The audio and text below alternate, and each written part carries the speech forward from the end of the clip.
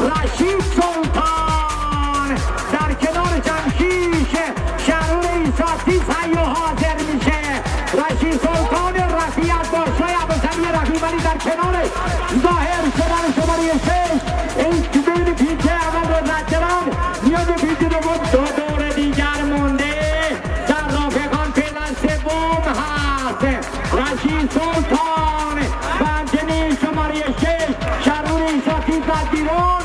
زرافقان جان میکامه زرافقان. حالا زرافقان شاهین شاهی و شماره 6 شهرور ایساتی دولت این موتورهای روشن شد.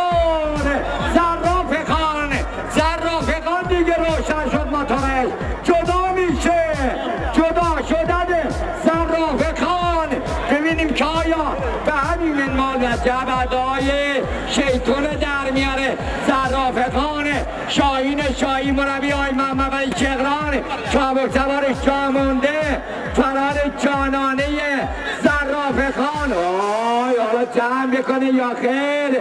رشید سلطان در نایب قهرمانی قرار گرفتن و هنوزم قهرمانی از آن زرافقان هست. ببینیم آیا جمع خواهد کرد با خیر این راهور رشیدن و سایرین شهرور شیرزل از اینجور جا مونده. فاصله میرن که پیچه چهارم فاصله رو جمع میکنه.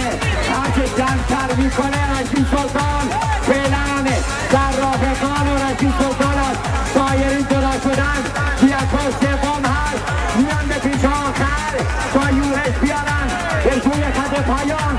رضا کریمی با زرافقان شاهین شاهی با رشید سلطان رو به پا ولی نه زرافقان شاهین شاهی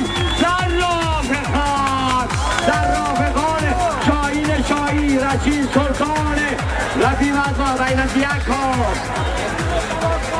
دست برای هر چغران.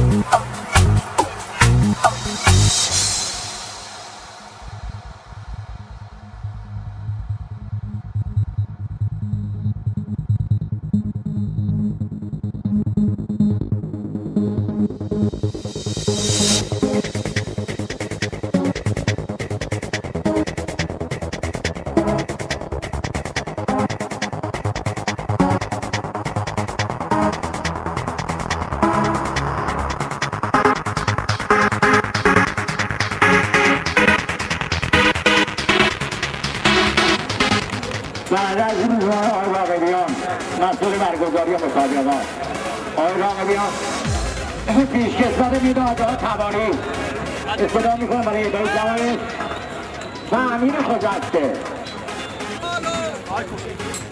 اما اعلام نتیجه ما زمان 2 دقیقه و 11 ثانیه و 15 ثانیه قهرمانی از آن کره اسد زرافه شماره 3 زرافقان شاهین و شاهی مربی آقای محمد هوشمند چابستان رضا کریمی نایب قهرمان از دقیقه اول شماره 1 کره پازن آصفه رشید سلطان رفیع از باشگاه ابوسعید رفیع مربی نبض ضد مقصود نژاد کاظم نادر صالح‌پور.